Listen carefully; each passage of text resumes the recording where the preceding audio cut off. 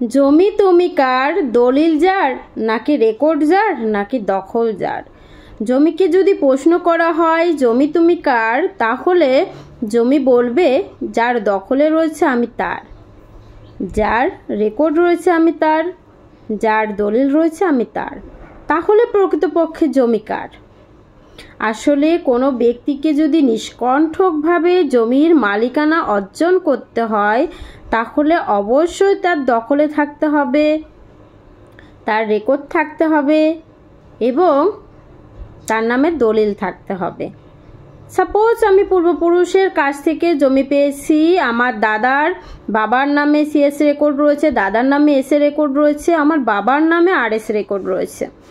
এখন আমি বাবা অবর্তমানে নামজারি করে নিয়েছি কিন্তু জমিটির দখল আমার নেই।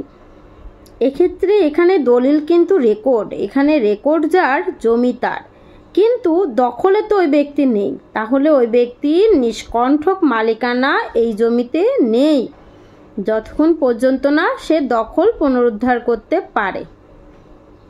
এখন এই দখল পুনরুদ্ধার করার জন্য ওই ব্যক্তির অবশ্যই যেটি করণীয় হবে সেটি হচ্ছে তাকে নতুন ভূমি অপরাধ প্রতিরোধ ও প্রতিকার আইন 2023-এর আন্ডারে, যেহেতু তার পূর্বপুরুষের নামে রেকর্ড রয়েছে এবং তার নামে নামজারি রয়েছে, সুতরাং দখল উদ্ধারের মামলা করলেই, আবেদন করলেই মাত্র 3 মাসের মধ্যে সে দখল পুনরুদ্ধার করতে পারবে এবং নিষ্কণ্ঠকভাবে জমির 100% মালিকানা অর্জন করতে পারবে। আবার দেখা যায় যে আমি দলিল মূলে জমি ক্রয় করে নামজারি করে নিয়েছি, এখন জমির দখল আমার নেই।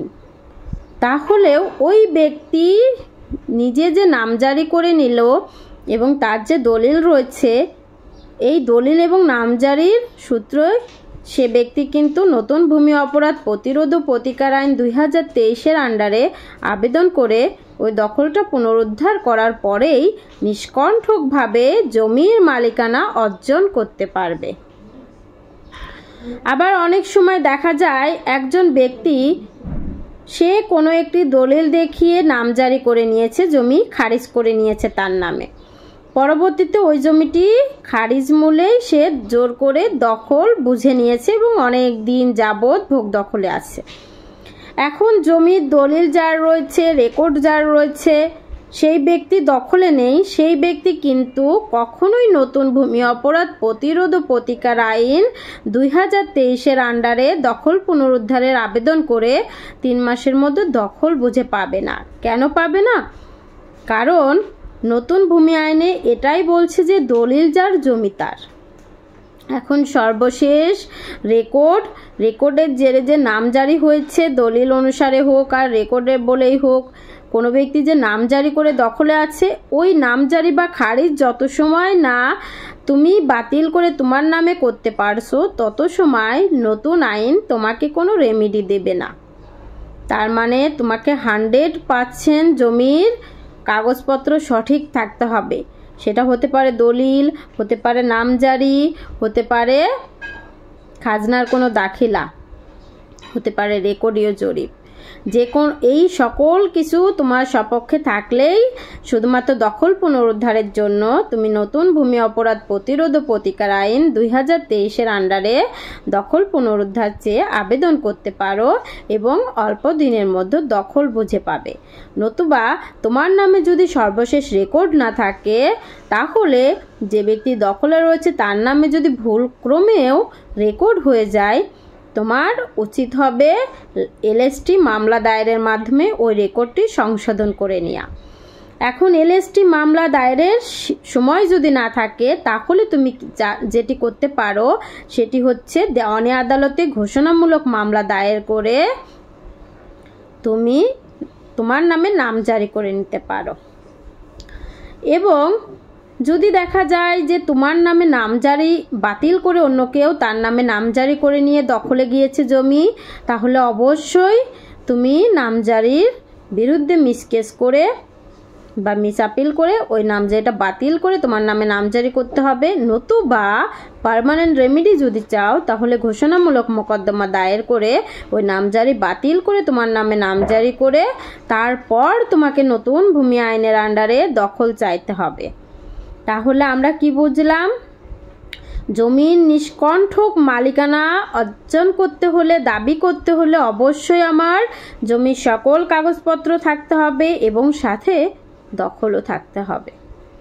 তার মানে যদি কোনো ব্যক্তি আপনার বিরুদ্ধে জমি নিয়ে মিথ্যা মামলা দায়ের করে বা আপনার জমি নিয়ে যদি কোনো ধরনের সমস্যা হয়, কোনো ব্যক্তি যদি মিসকেস করে আপনার নামজারি বাতিল করে তার নামে নামজারি করে নেয় ভুয়া দলিল দেখিয়ে, তাহলে অবশ্যই আপনার উচিত হবে দখলটাকে ধরে রাখা।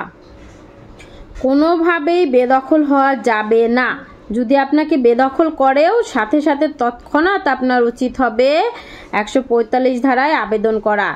দেওয়ান আমরা ফৌজদারি আইনের 145 ধারায় যদি দখল উদ্ধারের জন্য আবেদন করি তাহলে কিন্তু অনলি 2 মাসের মধ্যে আবেদন করতে হবে বেদখল হওয়ার। তাহলে আমরা দখলটা বুঝে পাবো। সেক্ষেত্রে আমাদের জমি জায়গা নিয়ে কোনো কাগজপত্র সঠিক আছে কি নেই এটা ফ্যাক্টর কোনো বিষয় হবে না। তার মানে আমরা যদি জোরপূর্বকভাবে আমাদের বেদখল করেও থাকে তাহলে জমির কাগজে যদি সমস্যা হয়, যেমন নামজারিটা বাতিল করে তারা করে নিয়েছে বা লাস্ট রেকর্ড তাদের নামে ভুলক্রমে হচ্ছে, তাহলে আমরা দখল ছাড়বো না এবং বেদখল হলেও নতুন আইনের আশ্রয় নেব না। কারণ নতুন আইন যার সপক্ষে কোনো ডকুমেন্টসের ঘাটতি আছে তার কোনো রেমেডি দেয় না। তখন আমরা ফৌজদারি কার্যবিধির 145 ধারায় যাব এবং অবশ্যই সেখানে রেমেডি পাবো। আর মূল কথা কি জানেন, জমি তুমি কার প্রশ্ন করলে বলবে দখল যার জমি তার। কারণ যে খাচ্ছে জমি তো আসলেই তার থেকে না আদালত নিয়ে দেবে, আদালত ডিক্লারেশন দেবে যে কার হবে জমিটা, সেটা তো পরের বিষয়। সুতরাং দখলটা আপনি ধরে রাখবেন। যদি সত্যিই আপনি প্রকৃতপক্ষে জমির মালিক হয়ে থাকেন, ভুলক্রমে যদি কোনো ডকুমেন্টসের ঘাটতি হয় তাহলে দখল কখনোই হারাবেন না। পরবর্তীতে আপনি একজন আইনজীবীর আশ্রয় নেবেন, আইনজীবীর শরণাপন্ন হয়ে সঠিক সিদ্ধান্ত নেবেন যে কোন পথে অগ্রসর হলে জমির সকল কাগজপত্র সঠিক করা যাবে। আমি ঢাকা জজ কোর্টের একজন আইনজীবী, নিয়মিত প্র্যাকটিস করছি। যারা আমার সঙ্গে যোগাযোগ করতে চাচ্ছেন তারা স্ক্রিনে দেওয়া নাম্বারে আমার সঙ্গে যোগাযোগ করবেন। ভালো থাকবেন, সুস্থ থাকবেন। আল্লাহ হাফেজ। আসসালামু আলাইকুম।